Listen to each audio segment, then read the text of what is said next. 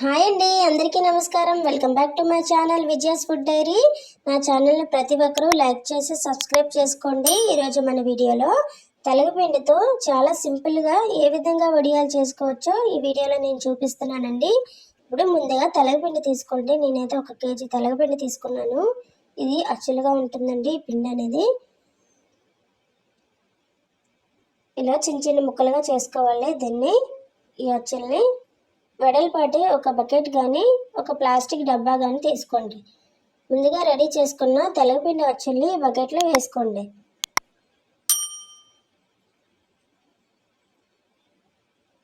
ఈ విధంగా వేసుకొని ఇలా చేతితో ప్రెస్ చేసినట్టయితే ఈ అచ్చులు అనేవి ఇలా ముక్కలుగా అయిపోతాయండి.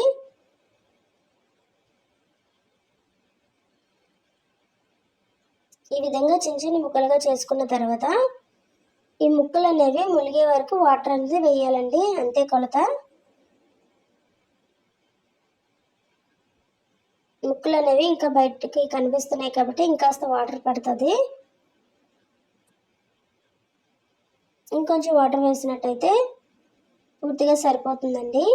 ఇప్పుడు మూత పెట్టి 1 రోజు నైట్ నాననివ్వండి. మళ్ళీ మరుసటి నైట్ చూసి ఇంకా ముక్కలుగా ఉన్నట్టయితే ఇంకాస్త వాటర్ వేసి ఒకసారి చేత్తో కలుపుకొని మూత పెట్టి ఉంచుకోండి.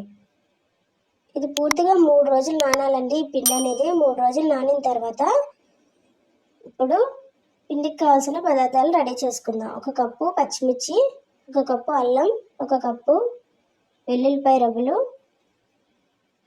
1 కప్పు వాము, 1 కప్పు జీలకర్ర తీసుకుందాం. ఇప్పుడు మిక్సీ జార్ తీసుకొని ముందుగా రెడీ చేసుకున్న పచ్చిమిర్చి, అల్లం ముక్కలు, వెల్లుల్లి రబ్బలు, పొట్టు తీసిన వెల్లుల్లి రబ్బలు వేసుకోండి. ఇదంతా వేసుకొని బరకగా మిక్సీ పట్టుకోండి.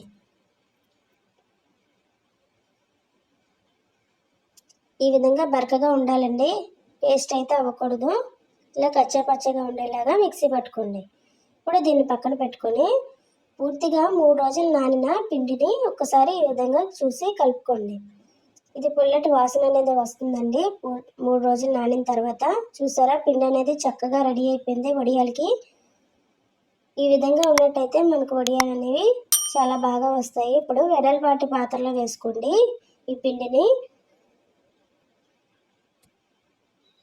3 రోజులు నానితేనే ఈ వడియాలు అనేవి చాలా బాగుంటాయండి. పుల్లటి వాసన కూడా వస్తుంది పిండి. ఈ విధంగా ఒకసారి కలుపుకున్న తర్వాత ముందుగా మనం రెడీ చేసుకున్న పచ్చిమిర్చి, అల్లం, వెల్లుల్లి వేసాం కదా, ఆ పేస్ట్ని వేసుకోండి. ఇప్పుడు 1 కప్పు కారం వేసుకోండి.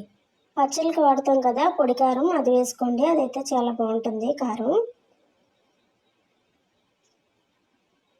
1 కప్పు వాము వేసుకోండి. వాము అయితే ఎక్కువ వేసుకోవాలండి, ఈ వడియాలకి చాలా బాగుంటుంది.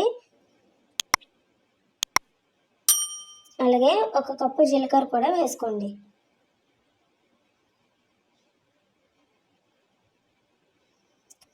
సాల్ట్ రుచికి సరిపడా వేసుకోండి. నేనైతే 3 స్పూన్ల సాల్ట్ వేసాను. మీకు ఎక్కువ తిన్నట్టయితే ఎక్కువ వేసుకోండి. ఇవన్నీ వేసుకొని ఈ పిండిలో కలిసేలాగా ఒకసారి ఇలా కలుపుకోండి. పైకి కిందకి వేసినవన్నీ పిండిలో చక్కగా కలవాలి.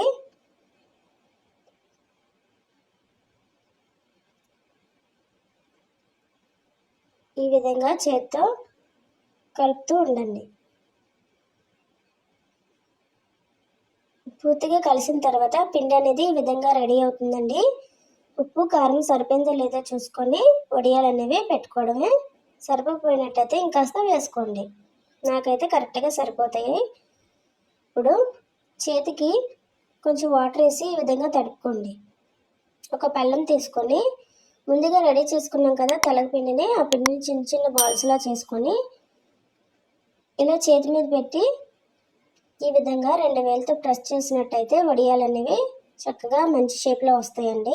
దళసరిగా పెట్టుకోండి, మళ్ళీ పూర్తిగా ఎండిన తర్వాత పలుచగా అయిపోతాయి.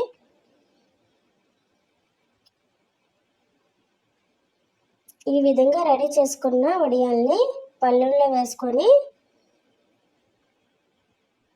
ఒక 3 రోజులు ఎండలో పెట్టుకోండి. ఈ వడియాలన్నీ పెట్టడానికి చాలా టైం పడుతుందండి. ఒక్కొక్కటిగా ఈ విధంగా పెట్టుకోండి.